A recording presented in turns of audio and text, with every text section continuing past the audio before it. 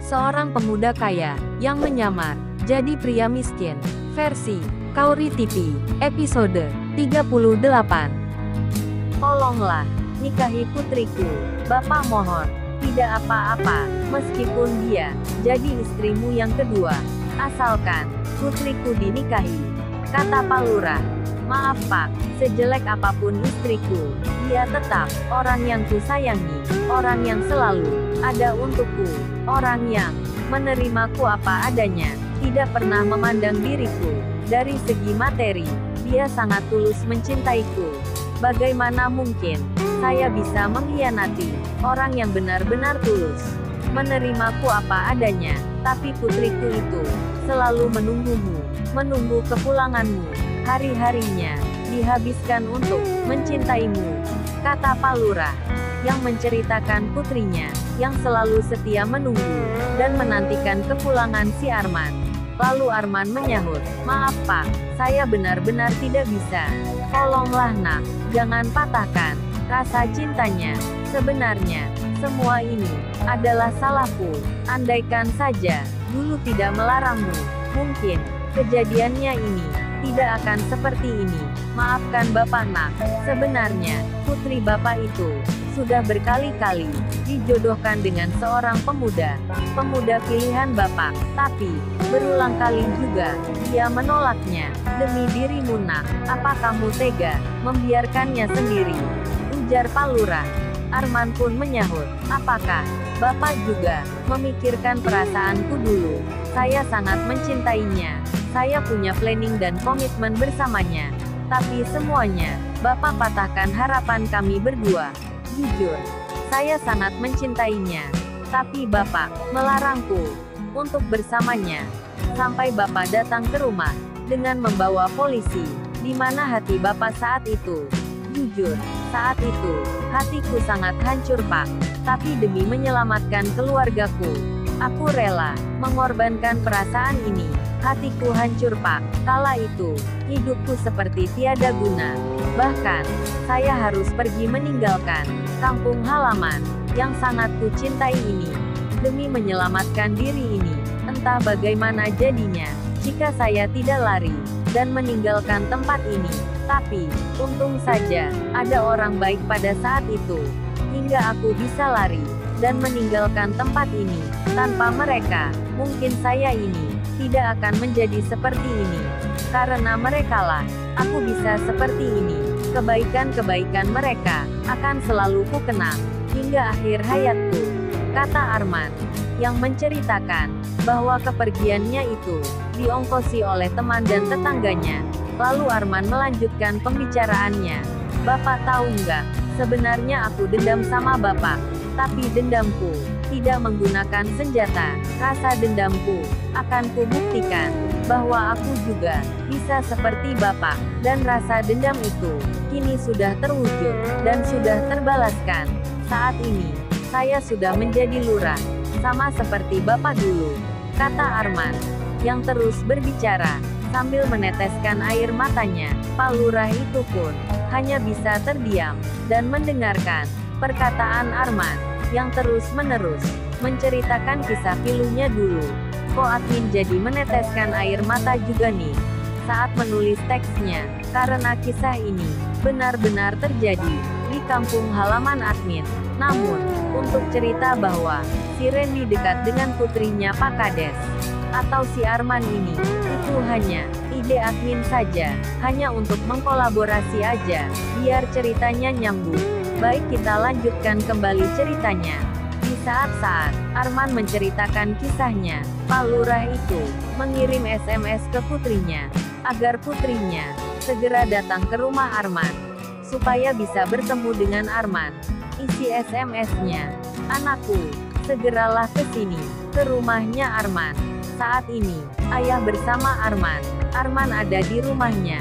Jika mau bertemu, maka segeralah ke sini, kata Pak Lurah. Dalam SMS itu, putrinya Pak Lurah pun bahagianya bukan main. Setelah membaca SMS itu, dia langsung mandi dan berdandan untuk menemui pujaan hatinya yang sudah sekian puluh tahun tidak menjumpainya. Setelah semuanya selesai, Dia pun langsung pergi menuju ke rumah Arman. Jalan pun sudah bagus, tidak sejelek dulu, karena kala itu, kalau mau ke rumah Arman, kendaraannya itu tidak bisa masuk ke kampung halaman si Arman. Tapi kini, kendaraan sudah bisa masuk, hingga tidak butuh waktu lama untuk sampai ke rumah Arman. Namun, setibanya di sana, dia bingung. Rumah jelek itu sudah tidak ada lagi di situ. Sehingga, dia pun SMS ayahnya. Maklum, dulu belum ada WhatsApp, dan tidak secanggih saat ini.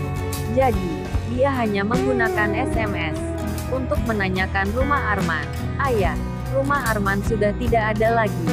Saya sudah di kampungnya Arman. Tapi, rumahnya sudah baru semua di sini. Saya bingung, harus mencari kemana, kata putrinya dalam SMS itu. Lalu Pak Lurah pun membalas SMS-nya. Iya nak, kalau kamu sudah berada di kampung Arman, coba kamu cari rumah yang paling mewah di sini. Itulah rumah Arman, kata Pak Lurah. Kita sebut Pak Lurah aja ya, meskipun dia saat ini sudah menjadi mantan lurah. Ketika putri Pak Lurah membaca SMS-nya, dia langsung terkejut, karena Arman sudah sukses. Dipikirnya pun, sebenarnya aneh, kenapa ayahnya mengizinkan dirinya untuk menemui Arman. Tapi ternyata, Arman sudah sukses. Pantas saja diizinkan untuk bertemu dengan si Arman. Kemudian dia langsung menuju ke rumah yang paling mewah. Tapi sayang, di rumah tersebut, dia melihat Arman, dan juga dia sedikit kecewa, karena ada seorang wanita yang duduk di sampingnya Arman. Dia adalah istri dari si Arman. Namun, dia tidak memperdulikan itu. Dia langsung lari dan memanggil nama Arman. Istrinya Arman pun terkejut ketika ada seorang wanita yang memanggil namanya. Begitu juga Arman. Dia terkejut saat melihat mantan kekasihnya datang menemui dirinya. Arman, kamu kemana saja? Kata putri Pak Lurah. Namun, ketika putri Pak Lurah berkata tersebut, istri Arman pun berkata, siapa dia? Tanya Susi, istri Arman, yang bertanya pada suaminya. Lalu, Arman pun tidak mau menutup-nutupi semuanya. Dia berkata jujur. Arman langsung bilang, dia mantanku, orang yang pernah kuceritakan dulu. Kalau aku punya seorang kekasih, namun hanya sebatas mimpi yang tidak mungkin bisa untuk kumiliki karena perbedaan kasta di antara kami. Oh, ini orangnya, kata Susi. Istri Arman pun cemburu, karena dulu Arman pernah bercerita bahwa mantannya itu sangat mencintai dirinya. Hanya saja, cinta mereka terhalang restu orang tua. Apalagi dia tahu, sekarang ini, suaminya sudah mapan. Dia pun langsung menunduk, dengan rasa cemburu. Lalu Arman menjawab pertanyaan putri Pak Lurah. Kamu kan sudah tahu, kalau saya pergi merantau, pokoknya, jauh sekalilah tempatnya. Kenapa kamu langsung pergi saja saat itu? Kamu juga tidak pamit lagi denganku saat kamu pergi, kata putrinya Pak Lurah. Coba kamu tanyakan pada ayahmu, kenapa aku bisa pergi dengan waktu yang sangat mendadak, kata Arman. Putri Pak Lurah pun diam, karena dia tahu kenapa Arman pergi dengan sangat mendadak, sebab dia ada pada saat ayahnya itu membawa polisi untuk menangkap Arman. Kemudian, dia bertanya, siapa wanita itu? Lalu Arman menyahut, dan juga menceritakannya, dia istriku, dia dan orang tuanya menerimaku apa adanya, keluarganya sangat baik, bahkan, karena aku ini hanya orang pelarian, dan juga ongkos pun atas patungan dari teman dan juga tetangga.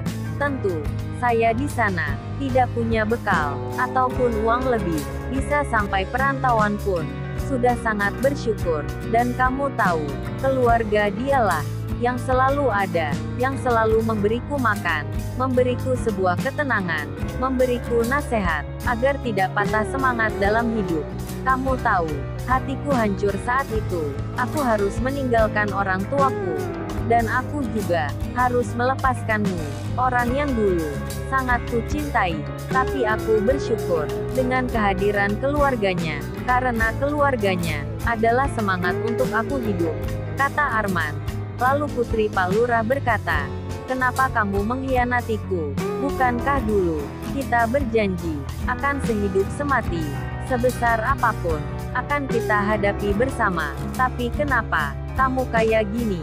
Di sini aku menunggu dengan setia, menunggu kepulanganmu, menunggumu sampai kamu sukses, kata Putri Palura. Lalu Arman pun langsung memotong pembicaraannya. Oh, jadi kamu hanya menungguku di saat aku sukses? Bukan itu maksudku. Kamu tahu sendiri kan, dulu ayahku melarang hubungan kita. Itu makanya aku terus mencintaimu sampai kamu sukses. Kini hancur sudah harapanku. Hingga setua ini aku selalu menunggumu dan menolak pinangan orang lain. Itu semua kulakukan demi kamu dan demi komitmen kita, kata putrinya Palura yang berbicara sambil menangis. Karena Sirna sudah harapannya, orang yang ditunggu-tunggu itu, orang yang selalu dicintai, kini mengkhianatinya. Dia sudah menikah dengan wanita lain. Begitu juga istri Arman. Selain cemburu, dia pun menangis ketika mendengarkan wanita itu berbicara. Dia pun seorang wanita. Dia juga memikirkan, bagaimana kalau dirinya itu berada di posisi Putri Palura. Kemudian, Putri Palura pun berkata kembali, lalu mau dibawa kemana? Hubungan kita ini, hubungan yang sudah kita jalin sejak lama. Lalu, bagaimana kisah selanjutnya? Subscribe channel ini untuk mengikuti episode berikutnya. Terima kasih.